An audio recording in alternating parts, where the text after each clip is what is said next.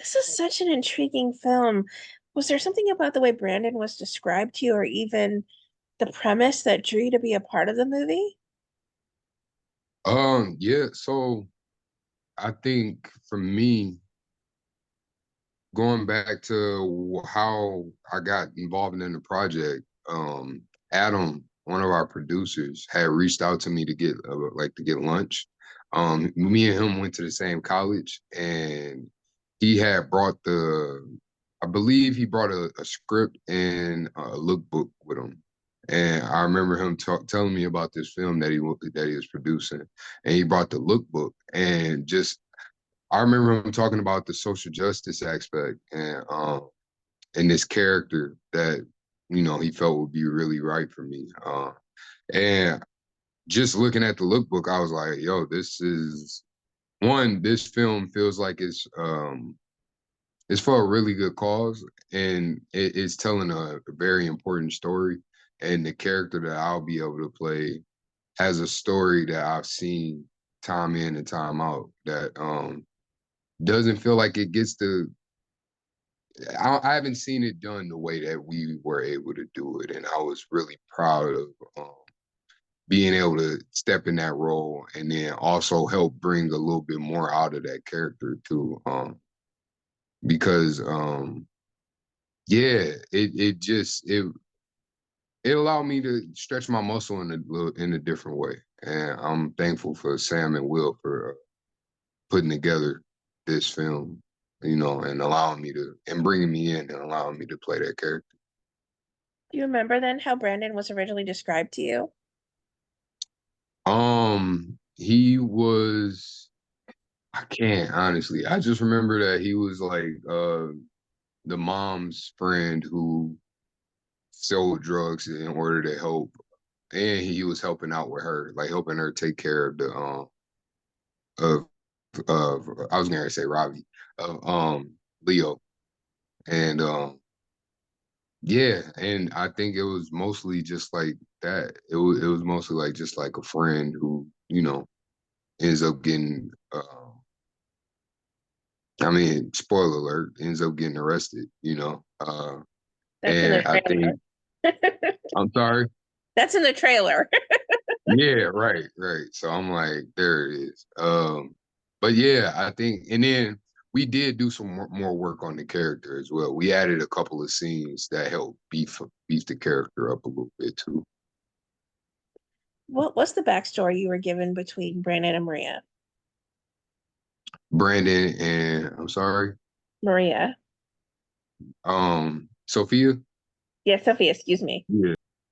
It was yeah. So because I was asking the same thing. I was like, so what's their deal? And yeah, because and he was I remember he like because my conversation with Adam was different than my conversation with the director writers, right? So like once I was able to talk to Sam and Will, and we were able to like have more of a creative dialogue about the character, I think that's where we really dove into like understanding the world. And I think I remember asking like what, and basically Brandon was around like he graduated, got he needed a job, but because he was shoplifting in order to like take care of his grandma, it was harder for him to find a steady paying job that would allow him to like live.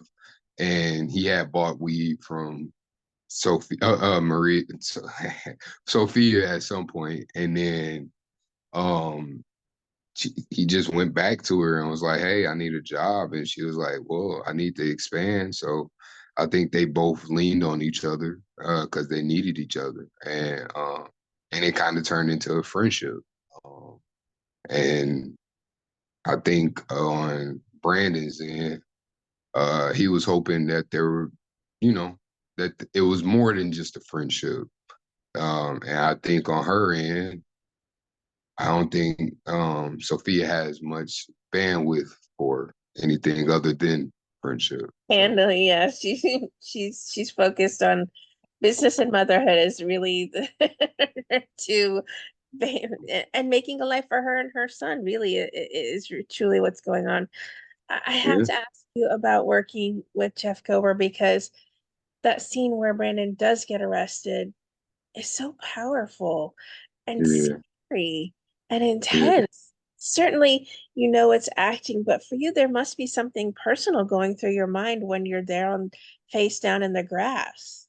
yeah. Um, yeah, Jeff, Jeff is Jeff is just amazing. Like I can't speak highly enough of what he does in the film. Because he is totally not that dude. And for him, like me and him, we didn't speak much before that scene. After the scene, we talk all the time. Like it was like I'll see him and like we'll hug. Like it was so much more speaking. I mean, I didn't have much on the movie after that scene, but like before that scene, we barely spoke. And I think we just had a very clear understanding of what we needed to do in that scene. And I think once we finished, we hugged. And then we actually ended up going to a play like that Saturday or something. And but like to shoot that scene, yeah, I was pulling up some memories from, my life where, I felt unjustly pulled over and put in the back of a police car when I'm like, even if I would ran a red light, what you got to put me in the back of a police car for? Like, stuff like that where I'm like, and I didn't run a red light.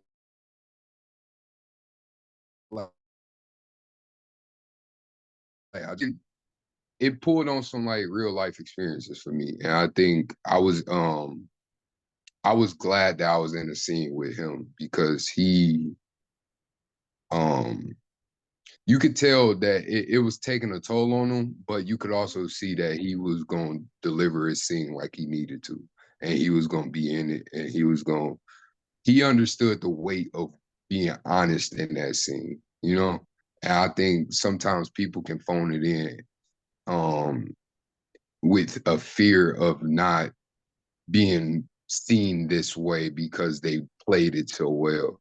And I think he was like, nah, like I have to show I have to show the humanity in his character, but also the Reality blind of it. spot, the reality of it, all of that. Like, and I think he did that very, very. Certainly that scene was very tough for you, but is there a scene maybe you're most proud of as well that you worked on? One that watching the movie, you're just like, man, the work we put into that moment just really comes across on screen. But that the one we just discussed is maybe the most Yeah, powerful for me. yeah. I mean, I think I know for me, I love the scene with me and Robbie um, when he's trying to go to sleep and like I pick him up and like I tickle him and like I don't know, it just reminds me of me and my nephew and my niece, my nephews and my nieces, like and just how playful we are. And I think it shows, Brandon as like this big teddy bear who's about to now go to prison for an eighth of weed. You know what I mean? And I mean, I think we say in the movie 10 years, like so it's unfair, and I think that scene just shows just how messed up the penal system is, like the criminal justice system. Because this dude who's gentle and nice is being put in prison for trying to make some money, you know, um, especially now when it's a multi-billion dollar company, multi-billion dollar industry. So I don't know. I love the scene where we get spots of levity, and I think me and Ravi were able to do that. So that's probably one of the more proud scenes I have. Was such intense story matter. How did you all shake off a long day of being on set? Honestly, I probably had the lightest load. So honestly, I think for me, um, in between shoot days, I kind of just relaxed and, ran. Like I've been getting, like been working out and stuff like that helps me. Um, like reset a little bit, stretching. I mean, honestly, I'm like, it's work, you go in, you do the work, and then you leave, like, and let it stay there. Cause you don't want to, some of that stuff you can't, you go down a rabbit hole and you don't want to do that. So I'm pretty good about releasing. And I go to therapy. So I'm like, if anything ever got too intense, I would just go there and hopefully that would help. So yeah. What do you hope lingers with audiences that explore Grassland? Is it change at prison reform? Is it, less harsh punishment for little infractions like this? Or is there an emotional message you really hope lingers with people? Yeah, I think it's all of the above. And at the bare minimum, I just hope that, when you see somebody that's been to prison before or somebody that's labeled as a criminal, like you remember that that's a human being, and that maybe they didn't do the thing, like maybe the thing that they did, you don't know why they had to do that or if they did it on purpose. Like it's so many, like people have so many stories.